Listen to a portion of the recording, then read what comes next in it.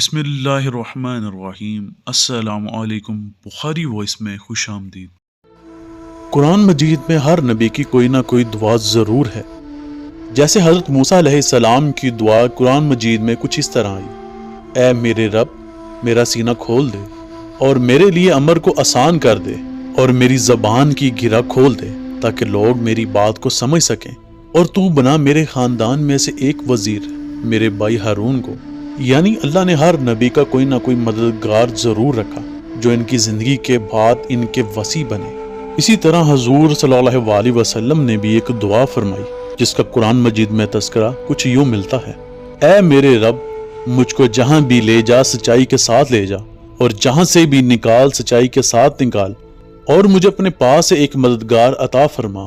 اسی لیے علماء کرام اس آیات کے تناظر میں بیان فرماتے ہیں کہ علی اگر کعبہ میں نہ آتے تو پھر کہاں آتے؟ حضرت علی تو پیدا ہی اس لیے ہوئے تھے کہ قدم قدم پر حضور پر جان نچھاور کر سکتے، اور اسلام پر جب بھی کوئی مشکل وقت آئے تو مشکل کشائی فرمائیں۔ اسی نسبت سے آپ کے بچپن کا ایک واقعہ بیان کرتے ہیں، کیونکہ آپ کے فضائل بیان کرنے میں تو حیات اسکندر کی ضرورت ہے۔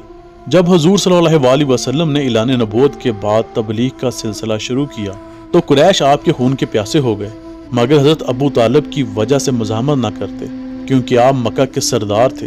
ایک محاورہ بولا جاتا ہے کہ جنگ اور محبت میں سب جائز ہے۔ یہ محاورہ کفار کا ہے، کیونکہ حضور صلی اللہ علیہ وسلم نے فتح مکہ کے موقع پر بچوں، بوڑھوں، درختوں اور گھر میں رکے افراد کو امان اور عام معافی کا اعلان کیا تھا۔ روایت ہے کہ جب کفار مکہ کی حضرت ابو طالب کے سامنے ایک نہ چل سکی تو انہوں نے حضور صلی اللہ علیہ وسلم کو تکلیف دینے کے لیے چند نوعمر لڑکوں کو تیار کیا۔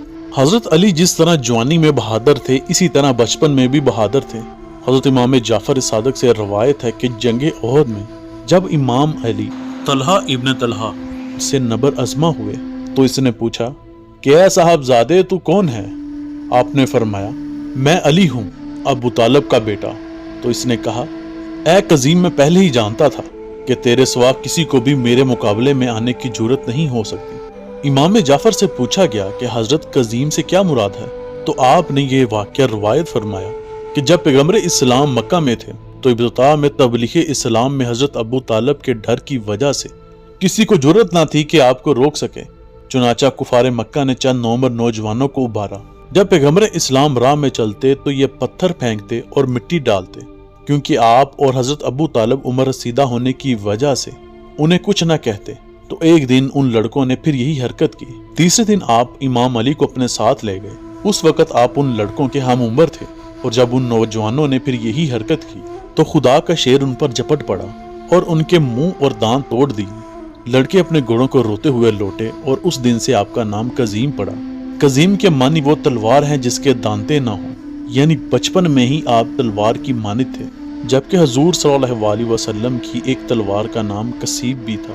اللہ تعالیٰ مجھے اور آپ کو آسانیاں دے اور آسانیاں تقسیم کرنے کی توفیق عطا فرمائے، آمین۔